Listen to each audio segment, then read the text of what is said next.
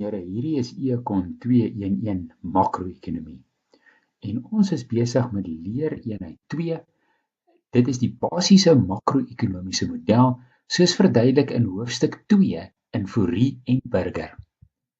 Ons is by die tweede komponent van besteding in ons model en nou kyk ons na investering of dan kapitaalvorming. Nou, baie belangrik is wanneer ons praat van investering of kapitaalvorming, praat ons nie van finansiële beleggings nie. Ons praat van fisiese goedere wat in die produksieproses gebruik word, kapitaal. Nou, wanneer ons praat van finansiële belegging, is dit 'n vorm van spare. Om nou geld in 'n spaarrekening te sit of om aandele te koop of skuldinstrumente te koop, dit genereer 'n rente-inkomste.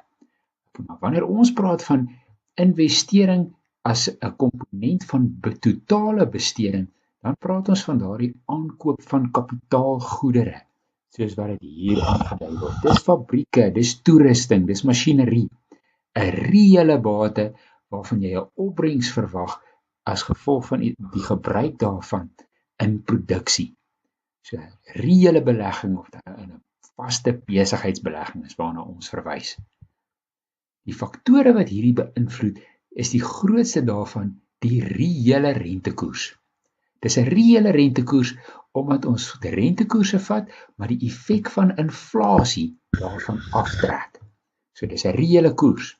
Daardie koers wat ons met R aandui hier, verteenwoordig die opbrengs wat jy sou verdien het as jy jou spaargeld in aandele of effekte gesit het of in 'n spaarrekening, eerder as om reële bates te koop. So wanneer jy wel reële bates koop of 'n belê in 'n fabriek of 'n masjien, dan is die geleentheidskoste wat jy natuurlik hoop om meer geld te maak as dit, daardie geld wat jy nie gekry het nie, omdat jy nie rente verdien het in die finansiële markte nie. So wanneer die rentekoers toeneem, beteken dit dat die geleentheidskoste groter is om jou geld in reële bates te sit en investering neem dan af. Investering word ook beïnvloed deur verwagtinge, deur besigheidsvertroue, deur die regulering van besigheid. Daar's baie ander faktore wat 'n rol kan speel. As ons die beleggingsfunksie moet teken, lyk hy soos 'n vraagkromme. Dit is so 'n negatiewe helling en hier op die vertikale as het ons rentekoerse en hier is investering.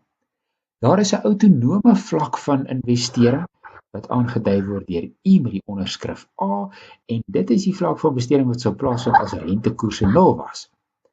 Daarna is daar 'n negatiewe verwantskap tussen investering en rentekoerse.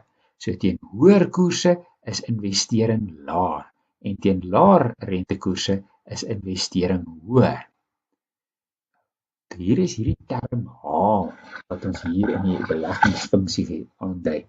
En dit sê vir ons hoe sensitief investering is vir verandering in die rentekoers. So H bepaal eintlik die helling van hierdie investeringsfunksie, of hy platter of hy steiler is.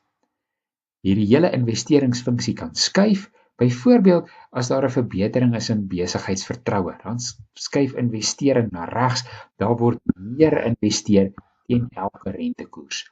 Net so as daar belastingaansporings vir besigheid sou wees, is daar meer investering. In terme van ons model van totale besteding is die belangrike ding om te besef dat op die vertikale as is dit investeringsbesteding. Dis nie nou rentekoers nie. In daardie opsig is daar nie 'n verwantskap tussen investering en inkomste nie. Investering is autonoom van inkomste en word dus aangedui as so 'n horisontale lyn. En 'n toename in investering skuif eenvoudig hierdie investeringsbestedingsfunksie net op. Nou dit sal byvoorbeeld gebeur as rentekoerse afneem, neem investering toe, as besigheidsvertroue verbeter of as daar belastingaansporings is. Ons kan die twee grafieke in eksaam gooi. Sê goed, kom ons bepaal makro-ekonomiese ewewig. Ons stel belang in die vlak van inkomste of produksie Y en ons het twee komponente van besteding, die verbruiker en investeringsbesteding. Aanvanklik is ons hierso in die ewewig by Y0 en dit is waar ons wegspring.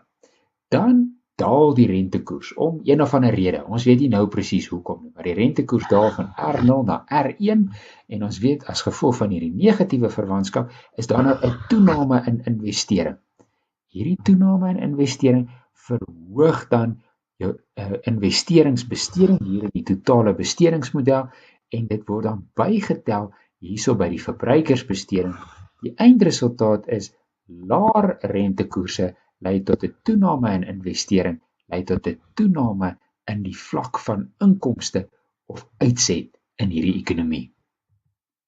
So om saam te vat, investering is daardie gedeelte van totale vraag wat die meeste verander. Dis volatiel, maar dis ook 'n baie belangrike drywer van ekonomiese groei. En die negatiewe verwantskap tussen investering en rentekoerse gaan nog 'n baie belangrike rol speel wanneer ons later by ons ISLM model uitkom. Bly ingeskakel.